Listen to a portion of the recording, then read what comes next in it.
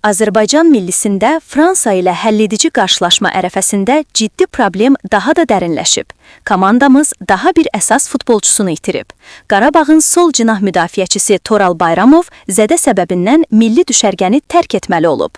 Məlumata görə, Toral Bayramov dünya çempionatının seçmə mərhələsində İslandiya ilə maçda 0-2 ciddi xəsarət alıb. Qarşılaşmanın 60-cı dəqiqəsində özünü pis hiss edən 24 yaşlı futbolçu oyunu davam etdirə bilməyərək yerini Ceyhun Nuriyevə verib. Həkim müayinəsindən sonra onun Fransa ilə vacib oyunda iştirak etməyəcəyi rəsmən təsdiqlənib. Bu, baş məşqçi Ayxan Abbasov üçün artıq 4-cü ciddi itkidir. Bundan əvvəl milli komandamız Mahir Emreli və Musa Qurbanlının zədəsinə görə xidmətindən məhrum olmuşdu.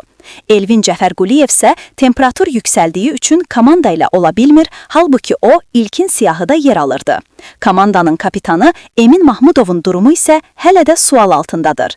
Neftçidən zədəli gələn yarım müdafiəçi ən yaxşı halda oyunun yalnız bir hissəsində meydanda ola bilər.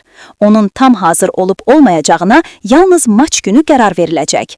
Beləliklə, Azərbaycan milli komandası Fransa kimi güclü rəqib qarşısına bir neçə əsas oyuncusuz çıxacaq.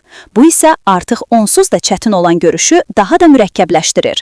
Azərbaycan-Fransa matçı sabah saat 21:00-da Tofiq Bəhramov adına Respublika stadionunda start götürəcək.